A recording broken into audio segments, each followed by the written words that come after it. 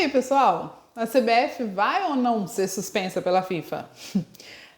É possível, mas eu acho pouco provável. Nesse vídeo eu vou explicar o porquê. Eu vou falar um pouco sobre o que a FIFA vem fazer aqui no Brasil no dia 8 de janeiro. Obviamente, do ponto de vista técnico-teórico. E vou falar um pouquinho sobre por que faz sentido a preocupação da FIFA com interferências externas nas confederações membro, por mais que a gente possa, questionar a forma como a FIFA conduz esse tipo de processo. Vamos lá. Acho improvável a suspensão da CBF na FIFA. Acho mais provável que essa situação seja resolvida de uma forma mais pacífica, com o eventual estabelecimento de um comitê para acompanhar as eleições da CBF. Ou, se a questão escalar, se não houver uma composição, pode haver aí um cenário de uma intervenção nos modos do que já aconteceu com o Uruguai e com a Argentina, por exemplo.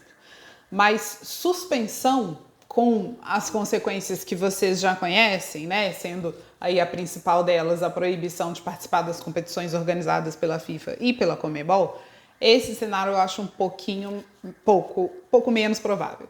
Eu já falei sobre isso no Lei em Campo, em algumas matérias do Lei em Campo, mas no caso do Brasil, você tem um elemento político maior, um peso maior em suspender o Brasil do que outras confederações.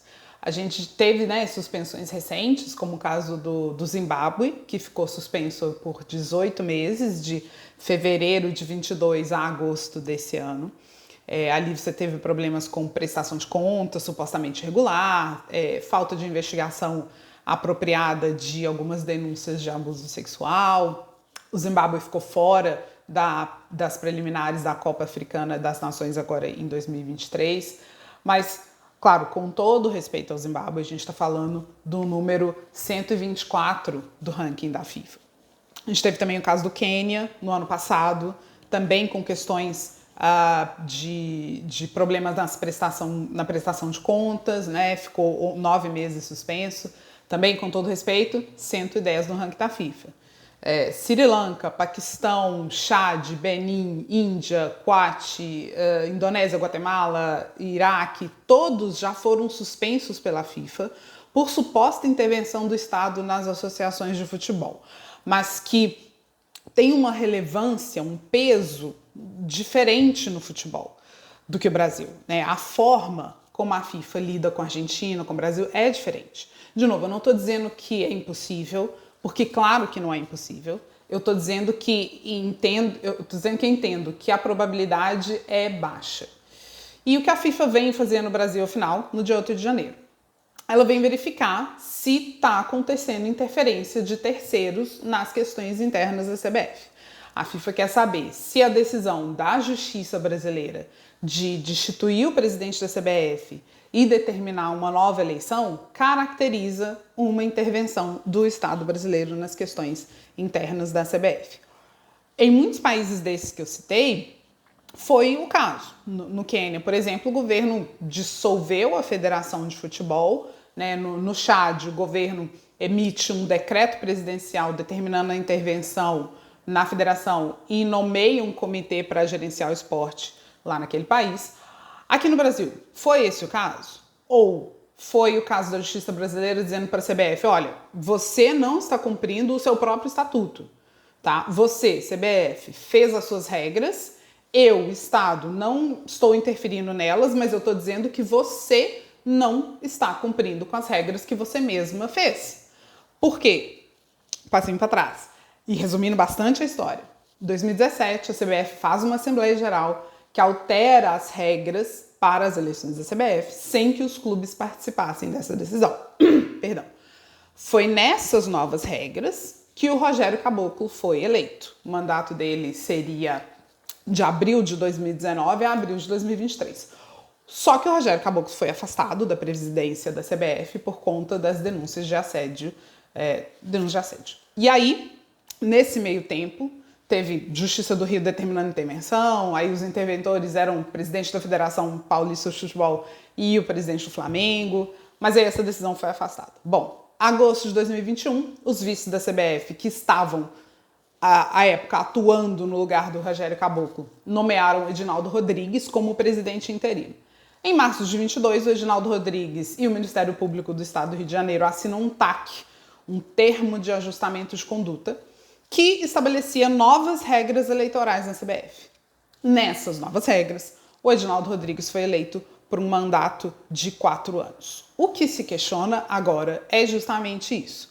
O Edinaldo Rodrigues, ele poderia assinar esse TAC sendo presidente interino, nomeado por vice-presidentes eleitos num processo eleitoral com as regras das quais os clubes não participaram, né, do processo de definição.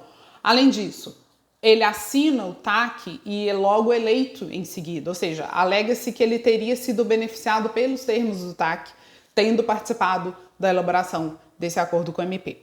Essa é a questão do ponto de vista técnico e obviamente, aqui há detalhes que eu omiti para fins de simplificação. É claro que existe um componente político forte nessa questão, que eu não vou adentrar por aqui. Para terminar, porque eu já estou falando demais da conta, por que a FIFA se preocupa tanto com intervenções externas, especialmente intervenções estatais, nos assuntos das confederações? Esporte de alto rendimento é um fenômeno essencialmente privado e internacional. O movimento esportivo, pela sua natureza, se organiza muito para além das fronteiras nacionais e além dos controles estatais.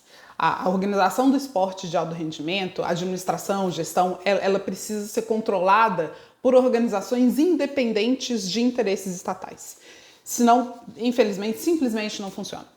É claro que eu não estou falando aqui de uma organização completamente alheia ao direito, completamente alheia ao Estado.